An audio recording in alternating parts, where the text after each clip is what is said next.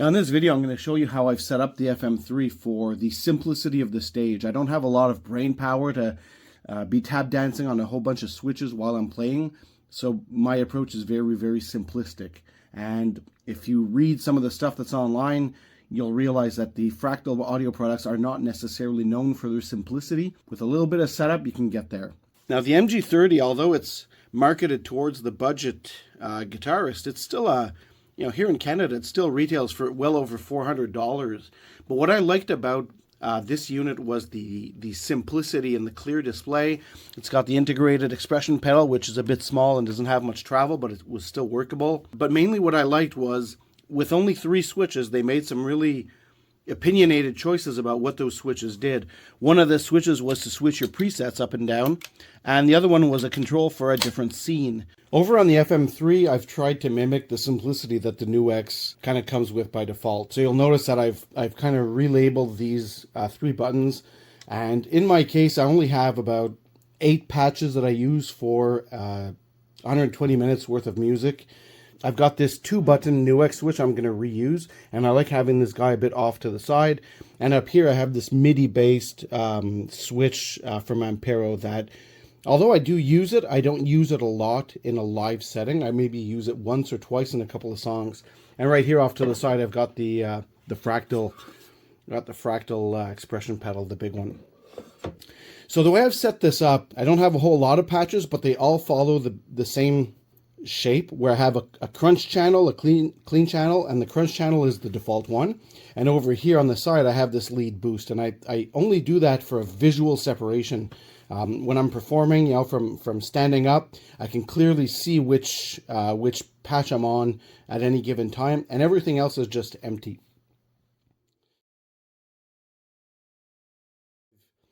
The way the FM3 works is that you kind of hold one button, and then you can press on another button, and then you can, view +1 or bank up and down. And I just don't have the memory to remember any of that.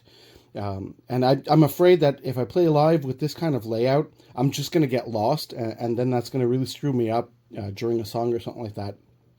So what I've done is I've taken this presets layout and I've modified it so that this button is always patch decrease. This one here is patch increase. So pressing on these will alternate between my patches. And this button here is always a toggle between my crunch and my clean scenes. Now I've rigged this external button here so that it always switches to my lead boost.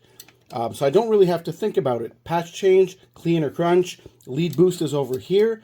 This one here, I've configured it to activate or deactivate a delay. Up here at the top on this Ampero, I've configured this switch here to enable a chorus. I've enabled this switch here, I believe it's for a filter. This one here is for flanger. And this one here, I can't remember I think it's a rotary or some kind of tremolo effect. But when I'm playing live, I think I use the flanger once. I use probably the chorus once, and that's about it. I just don't want to be tap dancing on any of this and risk hitting something or just getting lost within the presets. Now first things first is setting up an external 2-button switch. So this is just a momentary latching switch that you can get for pretty cheap nowadays, and it uses a standard TRS cable. And the way I've configured that is, if I go here into the setup, I'll just go to I/O, and over here on the pedal setting, there's a lot of options in here. I've made sure that I've calibrated my expression pedal. It's over here off camera, and I've also set up pedal 2 to be a 2-switch TRS setup, and this does not need any calibration. Next, what I did is I've configured this switch in the menu. I went to once again, it's in the setup menu, foot controllers and onboard switches. Let's go into that. So I went into stand-in switches. So this is where you can assign each of these 2 buttons to something. And what I decided to do for the switch 2 tip and ring is assign them to the layout number 6, which is the per preset layout. And it's just placeholders. So when I press this, in each of my presets is going to toggle either per preset 1 placeholder or per preset 2 placeholder. So by default, by just activating the switches here in the menu, you haven't actually done anything. These switches won't do anything because by default, layout 6 per preset 1 and per preset 2 switch are unassigned, so the switches won't actually do anything. I'll exit out of here, and I will not exit out of here. I will go back to MIDI and remote, and I'll show you what I did with this Ampero control. So first things first is that this switch comes with an app that you install. You connect to it via Bluetooth, and you can configure the program changes or the control changes for each of these buttons. Now in the app, I've configured switch number 4 to toggle the control change 5.3. Which is, it flaps between 0 and 127, so that's the code that it sends to the FM3. For this one here, it sends code 54. For this one here, it sends code 25, and that one there, code 24. It doesn't really matter what codes you choose, but those are the values that you're going to use in the FM3. So here in the setup of the FM3 in MIDI remote, and I went on to the bypass page, and here's where you find essentially all of the different blocks that you can use in all of your presets. So the nice thing about this is that it provides with a very uniform way to assign these switches where it's going to be the same no matter what preset. So here's where you're going to see those values of 53 and 54, which are assigned to a toggle of a bypass. So 25 is bypassing a filter or on or off. This one here is 24, so that's my flanger.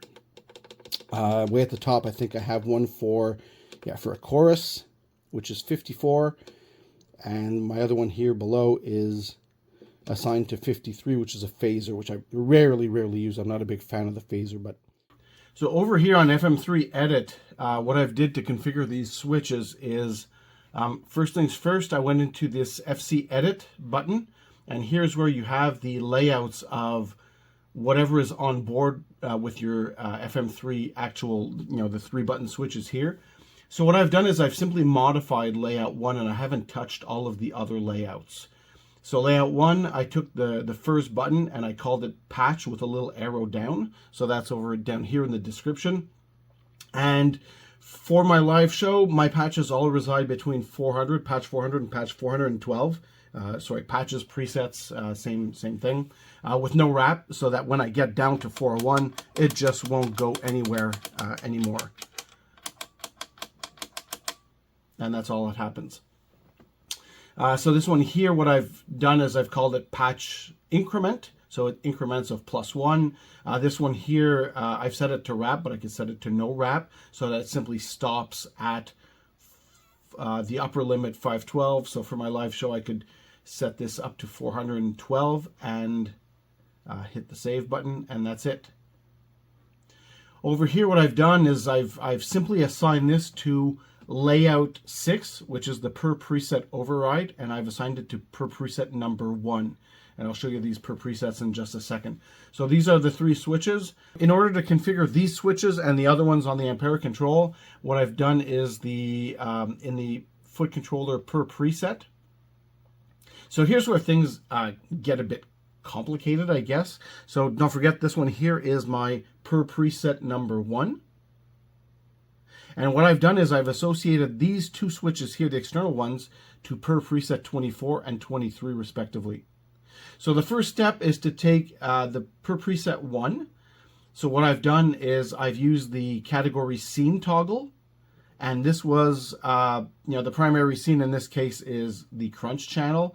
And I want the secondary scene to be 2. And that's what creates this functionality here. I can toggle between crunch and clean. If I decide to hold that switch, I have assigned that to utility tuner. So when I hold it, it just goes to my tuner, and then it just exits out of there. Now, I haven't found an easy way to save these kind of definitions, because they're pretty much the same in all of my presets, and I've had to just do them over and over again in all 12 of my presets. Maybe there's a faster way to do this, I'm not sure, but that's how I did it. So my per preset number 24 here, what I've done is I've configured it to do a scene select of scene number 8. And in my case, the scene number 8 is my lead boost scene, which has essentially some more drive in the mid-range. Maybe it turns on a drive pedal or a drive block. Maybe it tweaks the amp volume up just a little bit, but it's just enough so that if I'm playing a lead, it gives me an audible boost there.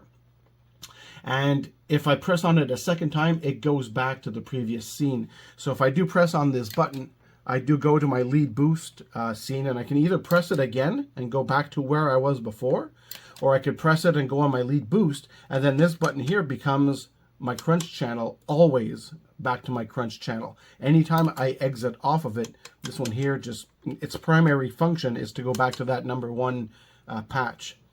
And the only reason why I've put my lead boost scene all the way down here is just, visually I can tell it apart. There's no hold function assigned to this switch here. And then the per preset number 23, as I mentioned earlier, I use it as a delay turn on or off. So you can see here on the screen it says my delay is bypassed, my delay is enabled, depending on where I am. I can go back. Now this is only half of the work. So you define your per presets, and then what you got to do is go into this overrides. Now that you've defined them, go into this overrides, and this is where you can assign your per presets to various layouts. Now you'll remember earlier that in the menu, I've assigned my MIDI switches to specific slots, but I did assign this 2-button switch to per preset 1 and per preset 2. And this is where pressing on this button will activate the function that is here.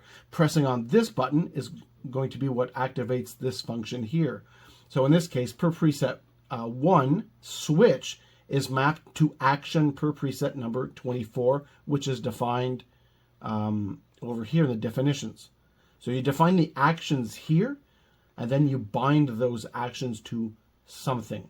Now I could get rid of this one here. I'm not actually using per preset 13. There's nothing assigned to it, so I can just go ahead and remove that. And then over here, my latching switch that's on the unit goes to per preset 1. And again, my per preset 1 is my scene toggler over here between clean and dirty. So I guess we could resume that by, in the menu of the unit, kind of assign the buttons on your switches to some of the per presets, and then in the per presets you create definitions, and after you've created the definitions, you go into the overrides and you assign those buttons back. And there's probably a simpler way to do this. As you can see, this is not super user friendly, but it does work, and all of my patches follow pretty much the same mode. So there you have it. That's my setup of the FM3. This thing sounds absolutely amazing. Really happy I bought it. I should have bought this a lot sooner rather than mess with this budget-oriented gear. If you're planning on playing live through amplifiers and you have you need sounds that kind of sound good right out of the box, I say just go with this thing and be done with it. This thing supports output to XLR with cabinet. It supports a lot of routing options in your presets. I'm probably not using a whole lot of this unit in terms of what it's capable of doing, but what it does very well, and it sounds fantastic. Even if you're pushing an amp at 110, 120 decibels, it just sounds amazing. Just go ahead, do it. Thanks for watching. Take care. See you next time.